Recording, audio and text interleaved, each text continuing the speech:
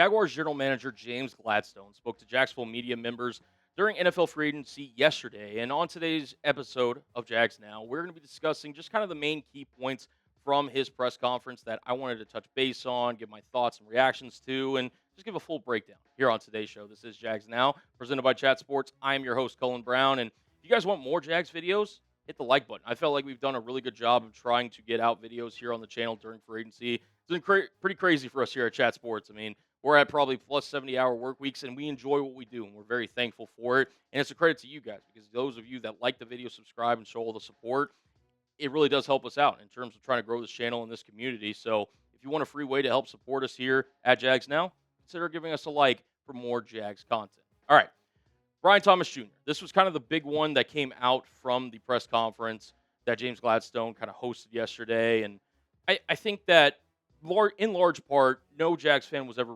really truthfully concerned about Brian Thomas Jr. ever getting traded. There was that report from Connor Hughes saying that the Jags were listening to offers for Brian Thomas Jr., but James Gladstone kind of put those to bed yesterday, and he had this to say, quote, "I think you think back to where we landed at the end of the season, where our passing attack was. We have no interest in disrupting the momentum. We look forward to continuing to build off of where we left things and know that Brian Thomas is a big piece to that puzzle." That was a really key phrase that I thought was kind of stood out there in this quote.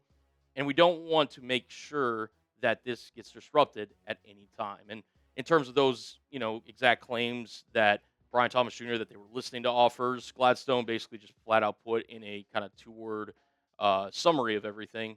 They were fraudulent claims, excuse me. So, and I kind of thought about this all along. I think Brian Thomas Jr., while he didn't have a great year last year, still is one of the receivers that I think could be one of the better, just wideouts in the NFL in general. Does he have to improve on some things? Yes. I mean, you look at the numbers on your screen, the numbers are down across the board. Receptions, targets, receiving yards, receiving touchdowns. His average, ironically, stayed the same. And I still think there's some of that rookie year Brian Thomas Jr. in there somewhere. I think Parker Washington, Jacoby Myers are going to have their set roles, but I'm not quite ready to just give up on Brian Thomas Jr. at this current moment. I think that Brian Thomas Jr., along with those two previous names, are all in contention to be the Jaguars wide receiver one this upcoming season. And, for Brian Thomas Jr., he's going to have another offseason with Liam Cohen, get, acclimated with Trevor Lawrence. He's got all the talent in the world. He's got the speed. He's got the size. He's got, the run after catch ability that can really put an opposing defense in terror whenever he's on the football field. And look, Parker Washington had a really strong end of the year. Jacoby Myers really came in and really jump-started this offense after he was traded from the Las Vegas Raiders to the Jaguars during the NFL trade deadline. I just think Brian Thomas Jr. may get kind of slept on in terms of, projecting towards next season and beyond. Don't sleep on BTJ. I still have a lot of faith, and clearly Gladstone and Cohen do as well. But I want to hear from you guys. Do you believe in Brian Thomas Jr.? If you do, just spam those BTJs down below in the comments section. Show our guys some love. And if you believe he's going to have a bounce back year 3, spam those BTJs down below. All right, this is also a main talking point that, from a full disclosure standpoint, I wasn't necessarily sure in terms of the clarity and, how much interest there was in potentially trading for Maxx Crosby, who we all know at this point, infamously was traded from the Baltimore Ravens, that now is no more. He's committed to the Raiders. He's going to be a Raider for 2026, given all accounts. But there was reports out there that the Jaguars were interested on Maxx Crosby, and Gladstone spoke about that during the press conference yesterday. He had this to say. "Yeah, I think that's going to be an ongoing process where we're continuing to map out how we can level up. And that's a pairing of personnel and scheme, and also the back end being tied to rush plans, and continuing to ensure that we're able to stop the run at such a high tick like we were last year without diluting that element, but still improving the pass rush." Obviously, Maxx Crosby would have done that. So that's a fun piece to this offseason to try to really map out. That wasn't necessarily something that we weren't actively engaged in. We were always communicating with other clubs on the landscape of their thoughts, and I can tell you in particular, we never got down to a real dialogue exploring that. And credit to Ryan O'Halloran, who I've kind of mentioned a couple times on the show. He's been very consistent in terms of the Jaguars, not really being big players in the Maxx Crosby sweepstakes. And I will say, even with Diana Rossini's report that the Jaguars were interested in Crosby, I always consider it a long shot, just given their cap situation, the fact that they don't have a first-round pick, this, that, or the other. I mean, there was a lot of reasons why Maxx Crosby could have traded to a number of different teams, kind of like the Baltimore Ravens. But the Jaguars felt like a long shot.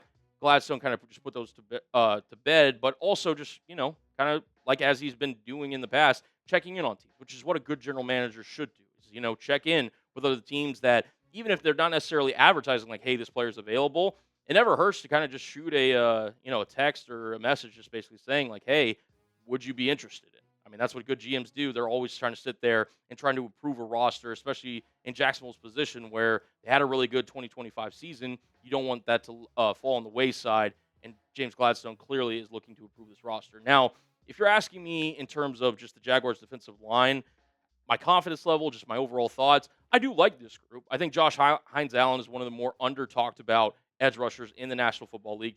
Trayvon Walker, again, has had multiple seasons of 10 plus sacks. He's a guy that really does a lot of the dirty work in the run game. Devon Hamilton, really good run defender, has been with Jacksonville's entire career, and Eric Armstead has played a lot of winning football in his career. Although at $19 million, I'm not sure if he can play on that price tag. At least, for me to feel good about it here in 2026. I'd still like to improve this front four. And more specifically, I'd like to get a little bit younger at this front four. And I do expect the Jaguars, who, we'll talk about this in a future video in terms of a mock draft or depth chart breakdown. I just think that they need to get younger at that defensive line spot, more specifically at defensive tackle. And I like Armstead. I like Hamilton. I would be shocked if neither one of them either didn't get restructured and or cut. I think Hamilton's more likely to stay. Maybe, one of those guys, excuse me, agrees to a contract restructure. Apologies for that. But, they still have some good depth behind him. I like Danny Strigo as a depth edge option. You re-sign Matt Dickerson, who I think could be a comparable kind of defensive tackle in rotation. But the Jags need to get younger at the defensive tackle spot. And although they weren't able to get Crosby, do expect them to either sign a low-level free agent or potentially target one during the NFL draft, at least in my opinion. All right. Another thing that the James Gladstone spoke about during his press conference was the Chris Rodriguez signing. The only, at least up to where I'm filming right now, 6:48 Central Time on March 13th, the only external signing that the Jaguars have made during NFL free agency, which we'll kind of talk about their thought process with that here in just a moment. But the Chris Rodriguez signing. And I thought Mia O'Brien, who does really good work covering the Jags, she does 904 Live, which some of you may or may not be familiar with, really did a really good job capturing, Gladstone's thoughts on Rodriguez in this tweet, saying, if you watch the tape, this is Gladstone speaking, if you watch the tape, you understand very quickly who he is as a superhero, his superpowers, and it's remained a constant. Intimate understanding of the system and how Liam calls things, lots of strong matches. And look, we kind of broke it down on a video here on the show where Chris Rodriguez, the signing of the Jacksonville Jaguars from the Washington Commanders, I think he's a really solid player. I think he's going to complement Bashal Tutin really well here coming up in 2026. He's a guy that's, kind of bigger at 5'11", 220 plus pounds. Again, not going to be somebody that you want, as a bell cow role by any means, but somebody that I think could provide a nice change of pace to Bashal Tutin, who's going to be a home run threat in this running back room. And, my initial reaction when they signed him, I was like, okay, the Jaguars, I think, could still potentially, when I filmed a short, saying that the Jaguars could look to potentially, either through the draft or whatever, still add a running back to this running back room. I'm not sure about that anymore. I think that, James Gladstone might look at this and say, okay, Bashal Tutin, going into his second year, we really want him to take another step forward. We really like what he's doing. Have him be your RB1. Have Chris Rodriguez kind of spell him, get, 8 to 10 carries a game as your RB2. And then LaQuinn Allen, I think, is a really capable running back in this league who, does well in pass pro, can catch the ball out of the backfield. That may be the Jags running back room, along with a guy like DJ Dallas and maybe some others. But I think that Rodriguez is somebody that, keep your eye on if you're Jacksonville. And if you're a fantasy football owner, be wary of if you own Bashal Tutin. So just wanted to kind of get my thoughts on that and touch on, what James Gladstone had to say, because superpowers, that's not something that you just kind of throw around with any free agent signing.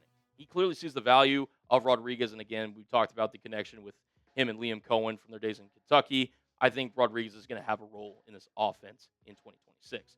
All right. And then the last thing that I kind of wanted to touch on was the Jaguars ultimately not being that active in free agency, which we kind of predicted on the show, given their cap space, although I was hoping that the Jaguars maybe could make a couple signings here and there just in terms of maybe addressing the linebacker spot. They signed running back in Rodriguez. Were they going to potentially look at defensive tackle?